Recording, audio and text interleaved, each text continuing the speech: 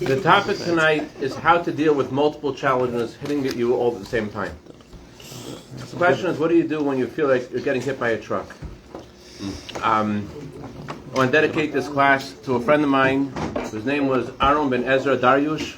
Whenever I spoke to him, I felt like I got hit by a truck.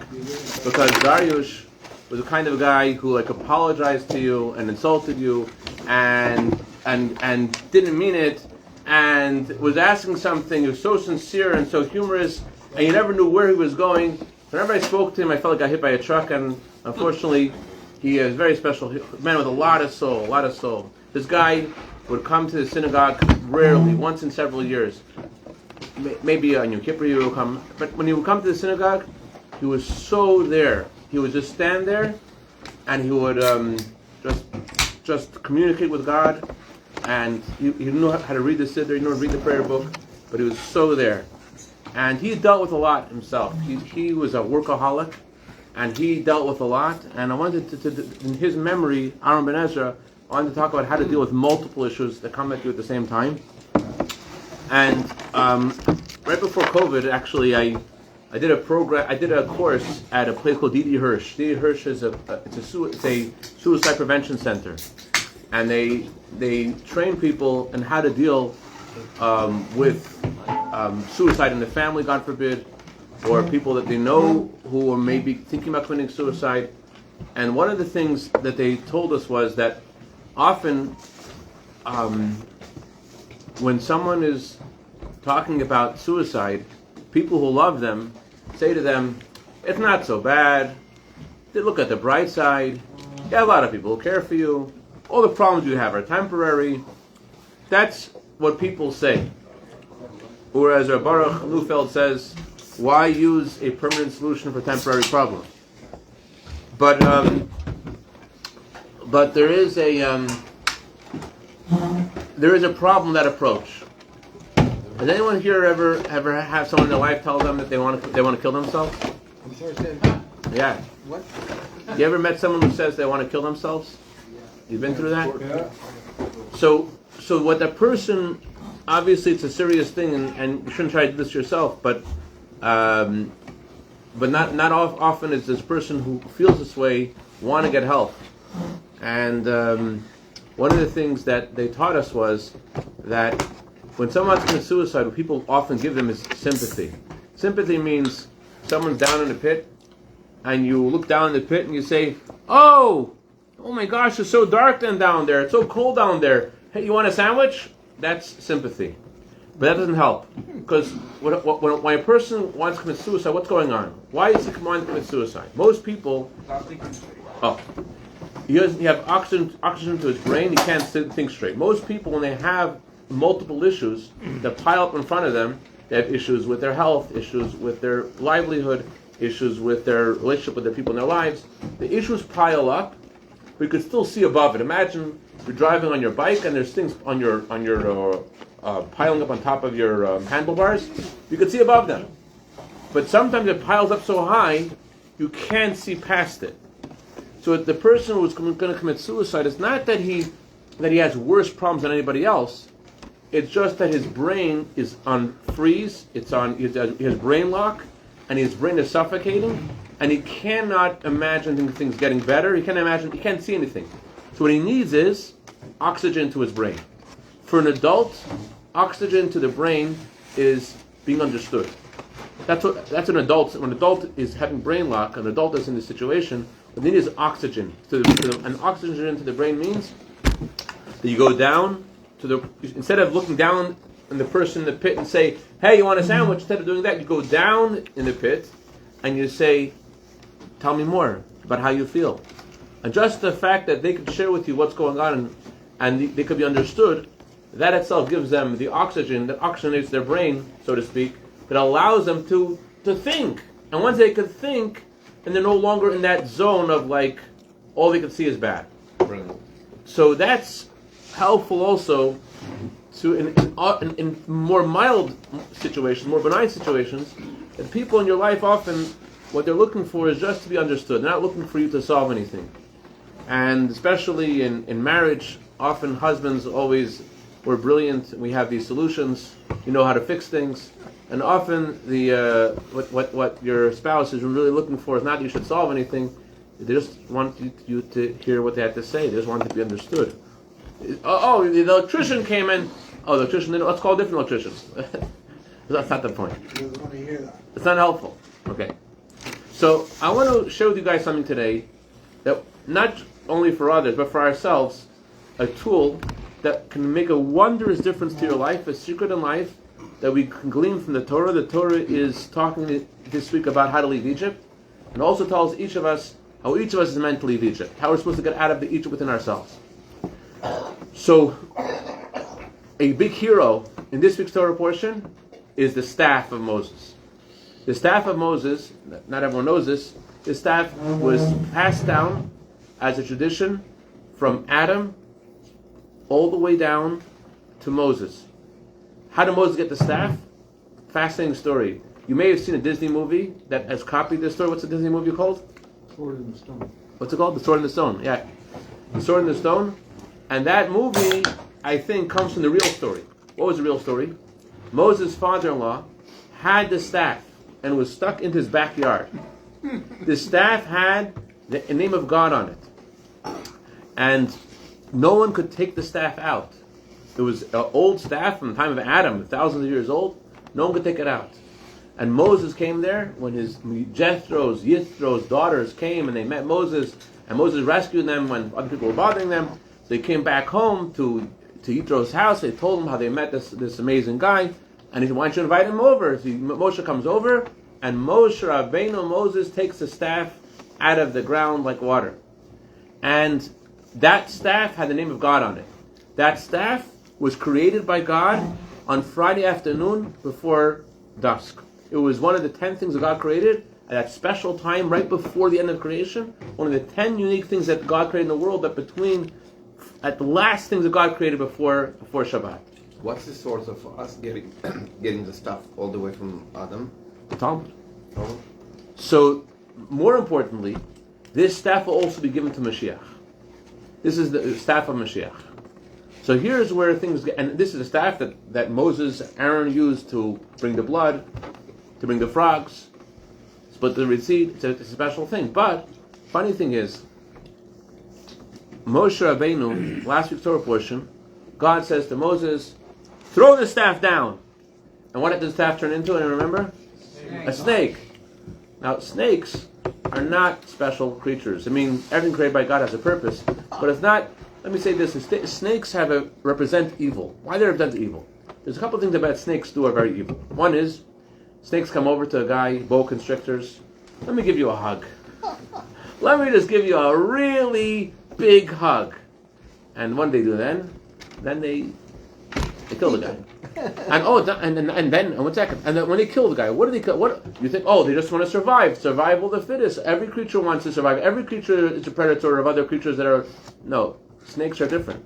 Snakes kill, and they don't eat the ones they've killed. They're not like spiders and some They kill because they feel threatened. Yes, Baruch. Some snakes kill their. They eat their prey. Actually, the big news of 3 weeks ago was that they found a giant, I forget if it was a python or an anaconda, who ate a deer whole. Wow. Okay, Snopes fact check there. Okay, anyways, but the point is that snakes, even today in today's society, we call someone who's crooked, who's deceitful, we call him a snake. And the question is, why is this holy staff, the staff of Adam, the staff of Moses, the staff of Mashiach, why is it turned into a snake? And interesting, what does Moses do when it turns into a snake? Now remember, when it turns into a snake, what does Moses do? He runs away. He runs away. Well, Moses is not a timid guy. Moses is anything but a timid guy. Moses is the one who stands up to the Pharaoh. He says, bring it on. You want to talk to me? I'll take you on. He's talking to the king of the world. Pharaoh is the king of the world. Moses is talking to the Pharaoh as if the Pharaoh is like yesterday's lunch. And yet, and he's talking to God. He's with God. You know, it's not like he's with God. And yet he's afraid. Why is he afraid of the snake? And perhaps what Moses was surprised about, what shocked him was, this is a holy staff of God. And this holy staff of God, all of a sudden, what's it turn into? It turns into this snake. What's going on? What's happening here? How is this holy thing turning into a snake. What does that mean? It's holy, and then it turns into not just evil, but the worst kind of evil is a snake. What does that mean? So, to share with you a story of the previous Rebbe that'll get us into the subject. A lot of people feel that there are two forces in life. There's good and there's evil. And they contend with each other. Lahavdil, other religions talk about this. We don't believe this. Other religions believe that there's God, who is a force of good, and Lahavdil, there's other forces that fight with God. We don't believe that at all. What do we believe? So I'll tell you a story of the previous Rebbe that highlights what we believe. You might have heard the story before. The previous Rebbe was arrested 7 times. In one of his arrests, the KGB officer put a gun to his head and said to him that he wants to know, I want to know where are all of the people teaching Torah on the ground, and I want to know where all the schools are. Talk to me. And he said, this toy has a way of making people talk. So the previous Rebbe said, this toy can only frighten someone who has many gods in one world. But for someone who has one God and 2 worlds, this toy is meaningless. The KGB officer was shocked, and he put the gun down. So the previous Rebbe's words, let's dissect them. If you only believe in one world, right? If you only believe in one world, then a gun is a very powerful thing. If you believe in 2 worlds, so then a gun isn't as powerful, but still a gun is a big thing. Why did the previous Rebbe mention the idea of one God versus 2 gods? What's the difference if you believe in one God or 2 gods? If you believe in one world, okay, we get it. One world, the gun is everything. If you believe in one God or 2 gods, who cares? And the answer is like this. Many people feel there's a good God and there's a bad God. When I'm in the hands of the good God, things will be good. When I'm in the hands of the bad God, then I'll be in trouble. So when you're in the hands of the KGB officer, whose hands are you in? People will think, oh, I'm in the hands of the bad God. The God that does bad. There's a God that does good and a God that does bad. I'm now in the hands of the God that does bad and I'm stuck. So what did the previous Rebbe say? I believe in 2 worlds, and how many gods are here? You holding cup? How many gods are there? One God, very good. So I believe in one God. One is Hashem. Hashem made the darkness, Hashem made the light. As we say every day in our prayers, Yotzer Or Borei Choshech. He created the light, He created the darkness. It's not that there's 2 different forces. It's not that there's a fight between good and evil. All there is one God, and He created good, and He created also darkness, because the darkness itself has a purpose. It's not that there's 2 different independent fighting forces. Let me say it this way. There's these 2 guys collecting charity outside of this church. There's a guy in the red suit, the red hat, you know what I'm talking about? Mm-hmm. And there's a Jewish guy, a guy with a yarmulke and payas and tzitzis and a kapota and a black kapota, and they're both standing outside this church.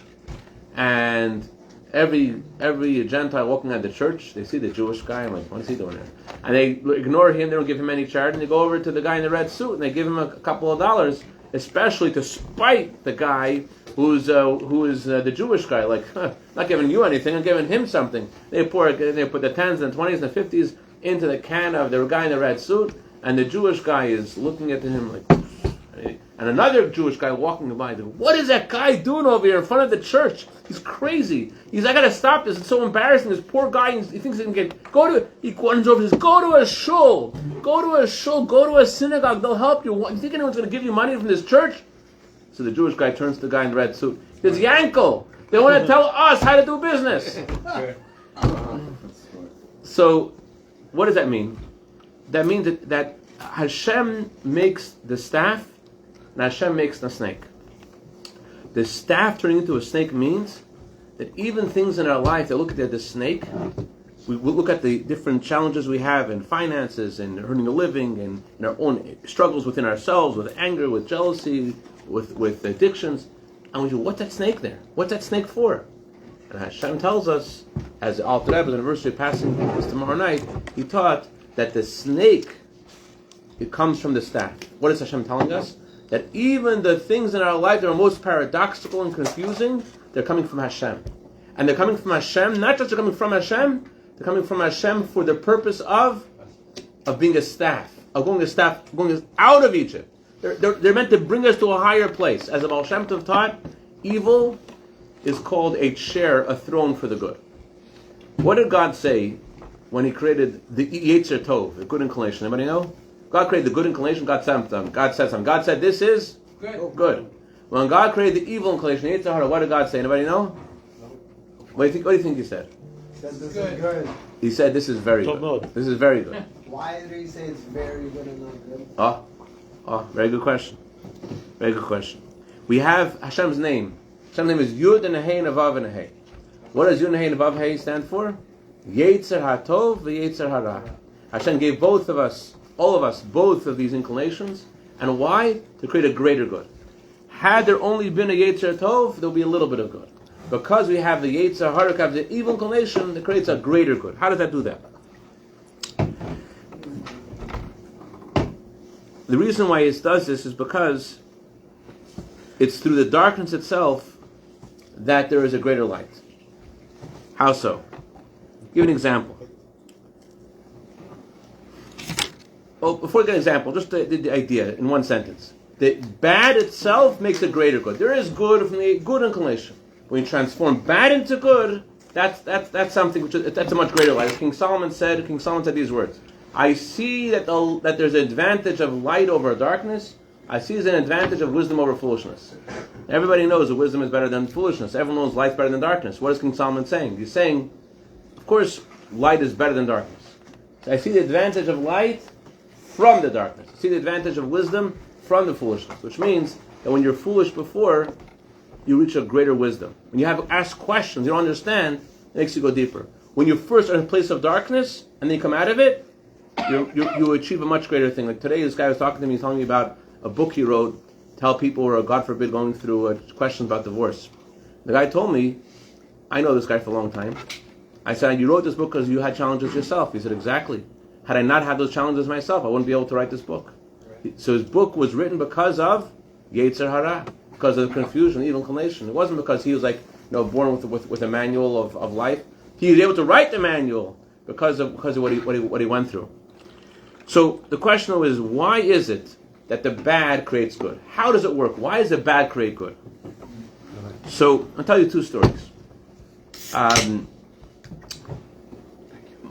Mike, what's your friend's name over there? Your name? The bathroom? Yeah. Huh? David. What's your social security number?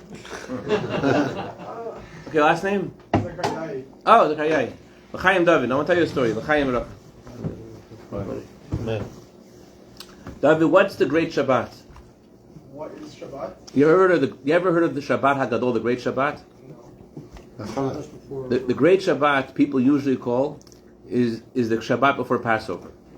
But in the diamond industry, let me tell you what the Great Shabbat is. The Great Shabbat is a Shabbat when December 31st falls out on Friday. That's the Great Shabbat. Because when it falls out on Friday, that Friday night, you can make such business, can't make a whole year. So as a Jew, let's call him David.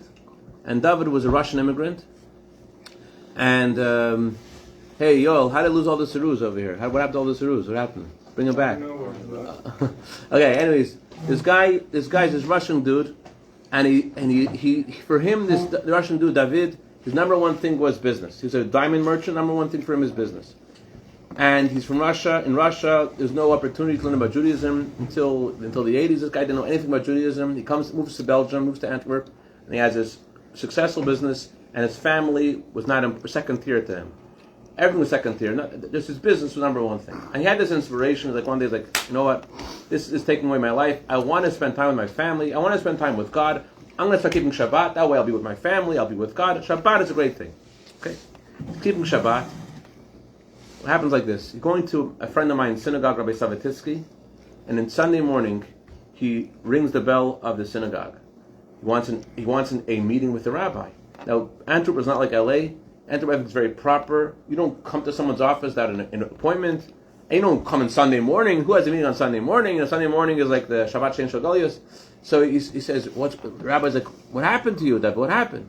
He says, Rabbi, I need a tikkun. I need to fix my soul. Why do you need to fix your soul? He said, let me tell you what I did this Shabbat. This Shabbat is a Shabbat Hadol. This is a great Shabbat in my industry. And I was at home, and I'm thinking to myself, why am I at home? All my friends are selling bracelets, they're selling rings, they're selling necklaces, and what am I? Am I sick? I'm home, and this night I could make more than I can make a whole year. What am I doing at home? I took the cup to make kiddush, and I couldn't make kiddush. What am I doing here? I put the cup down, I went into the fridge, I took out a bottle of vodka, and I poured myself a cup of vodka. And then I poured myself a second cup of vodka, and I drank a second cup. And I poured a third cup, and I drank a third cup. Then I poured myself a fourth cup. Now after the middle of the fourth cup, I got a little dizzy. I went into my bed and I lied down. And I didn't get up till after Shabbat was over. So he told the rabbi, his tears in his eyes, Rabbi, I need tikkun.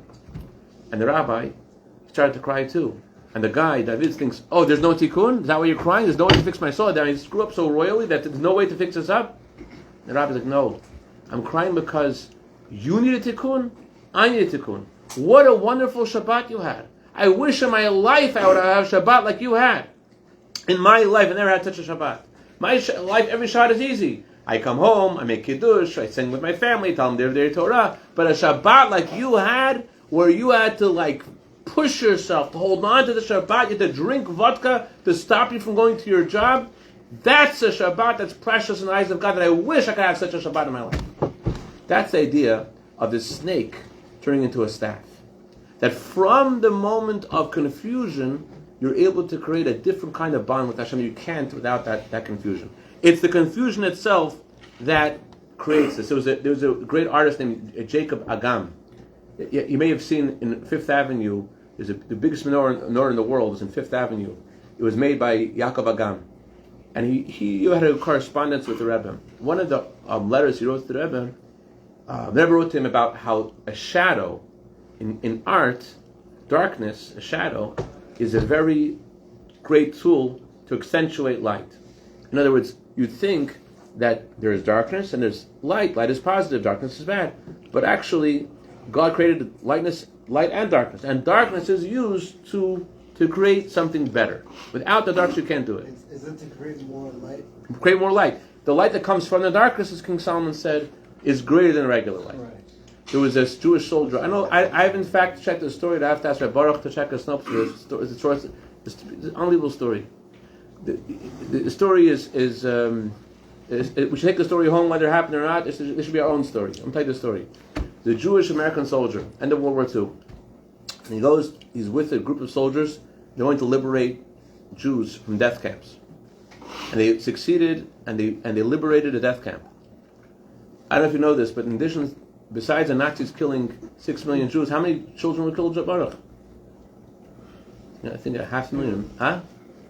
I don't know. Hundreds of thousands of children were killed. I don't know the number right now. So this American soldier, when the Jews were liberated, what did the Jews do? The first thing, if you're a Jew in Auschwitz, what's the first thing he wants to do after he's liberated? To eat. To eat. So they rushed to the kitchens. And they eat. What happened to many Jews when they went to the kitchen? They ate too much and they died. Happened to many, many Jews because their stomachs had shrunk. And they ate till they died. So the upper brass in the army said, if a Jew asks you, the upper brass in the American army says, if anyone asks you for food, the answer is no. We have cafeterias, we have doctors, we're going to give out the food the way we understand to give out the food. Don't give anybody any food. So this American soldier, he's walking in the death camp, which has now been liberated, and a little boy comes over to him and says, Breit, ich will breit. Breit is Yiddish for bread. I want bread. Please, I'm hungry.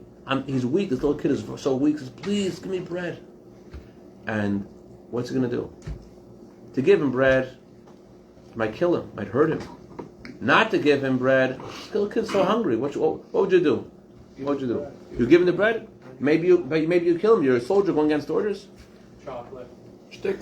Not a lot. A little bit. You give him a little bit. That's a good bar. Just enough. Just enough? But maybe this bread is too much for him. Maybe it's going to hurt him. He said chocolate. Give him chocolate. Give him half chocolate. You have bread. He wants bread. Give him You can't give him chocolate either. It's against the laws. Small piece of bread. It's against the law. You're violating. You're a soldier. I'd still give it to him. You still give it to him. No, you gotta follow orders. You gotta follow me. James, what would you do, James? I don't follow the orders.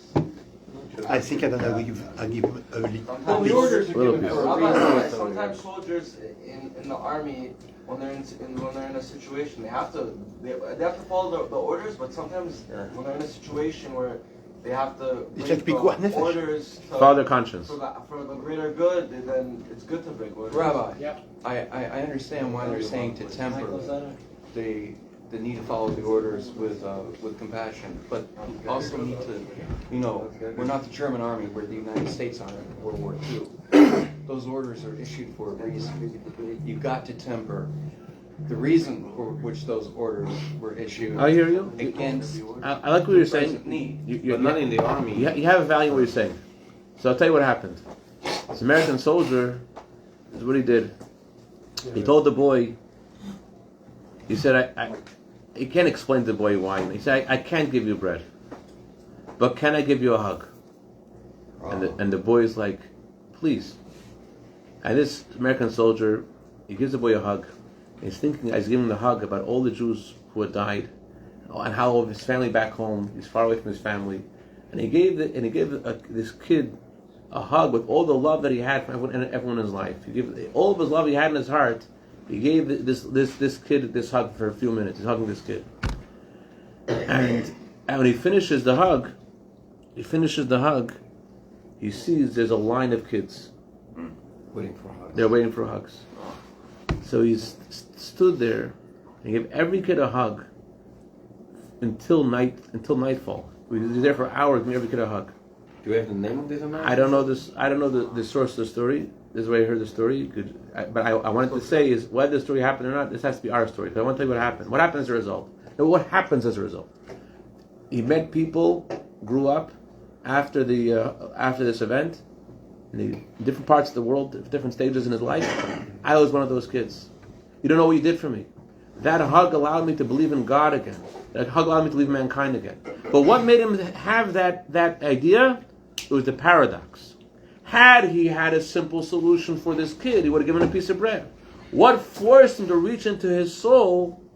The paradox. Same as also, we have to look at all the confusion Hashem sends us in our life. What's the meaning of the confusion? Hashem is talking to us. What's the meaning of Hashem sending us the confusion? What's the role of the confusion? What's the role of the snake? The role of the snake, the role of the evil inclination, the role of the Yetzer Hara is meant to be a throne for the good, meant to be transformed the darkness to light. God is telling us with a challenge, I believe in you. You think you can only jump this high? God says, the greatest satisfaction, the greatest pleasure God has, is when we could understand what God's telling us. When God's speaking to us, and we're listening, and we're getting Him. I get what you're telling me. You're telling me I could jump higher. You believe in me. You don't send a more sophisticated.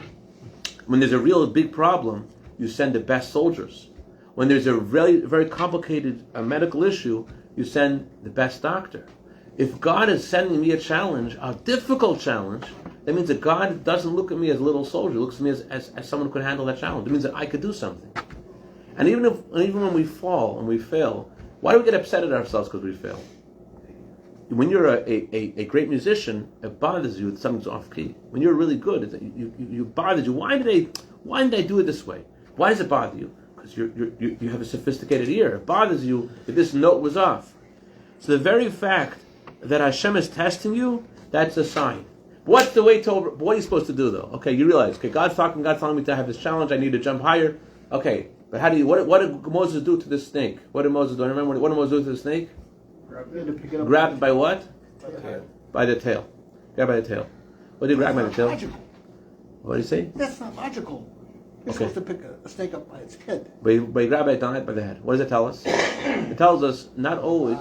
Huh? Go backwards. Go backwards. What do you mean? Meaning whenever you have an issue, don't start from where you're fighting at. Start where the issue started from. Interesting idea. Interesting. I like that. I heard another idea. I'm going to tell you what I heard. The idea is like this. Let's say everyone has their own challenges. Some of us here have an issue davening. That some of us issue they open the siddur and they're already like waiting till they can close it. As soon as they open it, like music comes out. Please close it. Please close it. This is too much. Sorry. Some people when they daven, they don't want to daven. I know some people this is what they daven. 1, 2, 3, 4, 5, 6, 7, 8, 9, 10. 1, 2, 3, 4, 5, 6, 7, 8, 10. That's how some people do it. They get agitated by the siddur. They get agitated by the synagogue. They get agitated. They can't handle it. It's too long. Some people, their challenge is anger.